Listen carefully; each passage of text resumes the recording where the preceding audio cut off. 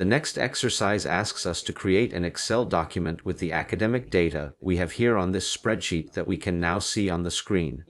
And for every student, we have to calculate their final score as an average of their 3 previous scores. In other words, each of the students has several data among them, exams 1, 2, and 3. And we must calculate the average for each of these students. Basically, we have to calculate their final score. And then it also asks us, for each exam and for each final score, that is, for all the scores corresponding to exam 1, to calculate the average, the maximum and minimum scores. What it is asking us to do in this spreadsheet is to use a series of statistical functions to obtain, in this case, the final scores for each of the students or estimation to see an overview of how the 3 exams have gone. Here what we have to do, for example, is to enter the average score of 4.5, 6, and 7.4 that this first student Anna has achieved. We knew how to do it by adding the 3 numbers and dividing by 3, but this is not the most efficient way to proceed. We could also have done it by using the AutoSum function, and then dividing it by the number of scores, which happens to be 3. However, none of the previous solutions are elegant at all. Instead, we are going to be using the average function. We can get it either via the set for functions or via the AutoSum function button. Just to the right side, we have a drop-down menu, which gives us a list of some of the statistical functions that we use relatively often in Excel, besides the AutoSum option. In this case, just the one above the AutoSum, we will find the average function we were talking about.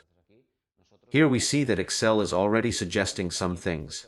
Since it also realizes that if I am entering the average function in cell H4, it is reasonable to expect that I want to calculate the average of all cells to the left side as long as these contain numeric content, because above there are no cells. So, quite effectively, this is exactly what I need to calculate. As always, this function refers to the cells on the left side, therefore we would say that it is a relative reference, because it does not have the symbols that change the reference from relative to absolute, and so this formula is perfectly transferable by copying it to all of the other students. So this is a very simple way to calculate the final score of each of these students as an average of the 3 previous scores. The next part of the exercise told us something about calculating statistics on the different exams and on the final score. As for the statistics, what we are being asked to do is to calculate the average, basically what the class got in general in the first test, in the second, and in the third. Well, we do know how to do it. It is very simple. We can even try to do it for the whole range, for each of the 3 exams, and in addition for the final score. Here we would enter the average, and automatically we see that Excel calculates it. We check for each of them if we want, and we're calculating the average of all these scores. Because Excel realizes that we have above the cell, not to the left, cells with different contents showcasing numeric data, until the cell E3, which is the first one that has a title. What Excel thinks that we want is to calculate the fill of all this data set. If this table was interrupted by some strange data in the middle, it would stop right there, because Excel would not know exactly whether we want all of the columns, only the first row, or any other. That is the reason why we must be very careful when we are building the sheets, so that it is very simple to do operations that are going to add value, and will save us time when working with lots of data. Well, we have now calculated the 3 averages. Here we would have to add a header indicating that this is the average. And on top of all this, the exercise is also asking us to calculate for the 3 exams and also for the final score. In other words, they also want us to calculate the maximum and minimum scores.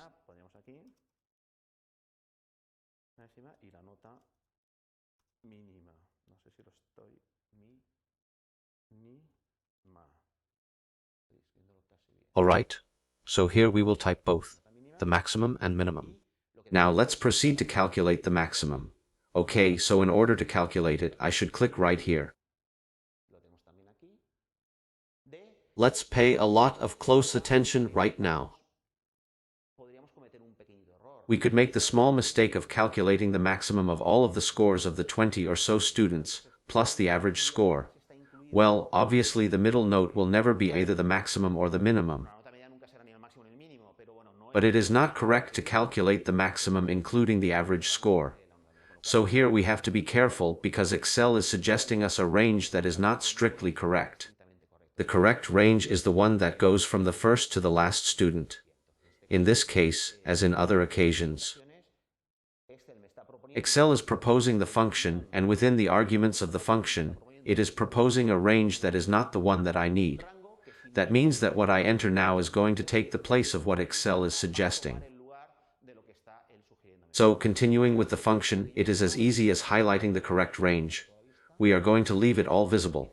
So now we are going to select from right here to the very first student.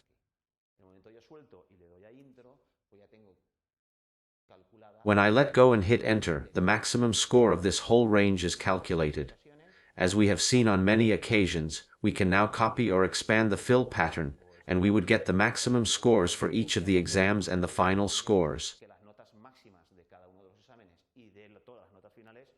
As for the minimum scores, the process would be exactly the same. In this case, we are going to use the Insert Function tool instead of the drop-down menu that appears when using the AutoSum button. This Insert Function tool was formerly called the Functions Assistant.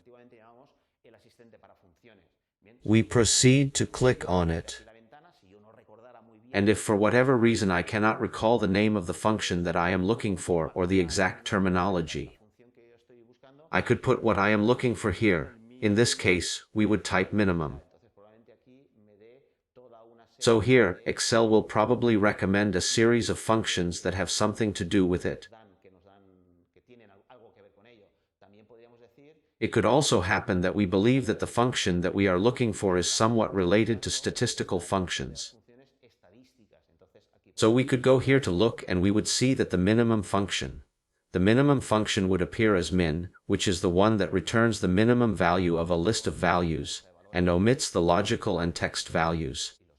So this is exactly the function we have to insert. We have selected it in this first phase of the Insert Function window. We proceed to click on Accept, and in this second pop-up, it asks us for the required information. As for this window, as it is logical, once again, Excel will suggest a range that also happens not to be the correct one since the two scores immediately above are average and maximum scores. The correct range is this one instead. I click Enter, and I immediately get that the minimum value is 3. Now I copy it to the right, and I get the minimum value of each of the exams in addition to the final scores of the students. And with all this, we can say that we have completed another Excel exercise. I truly hope you have found this one useful.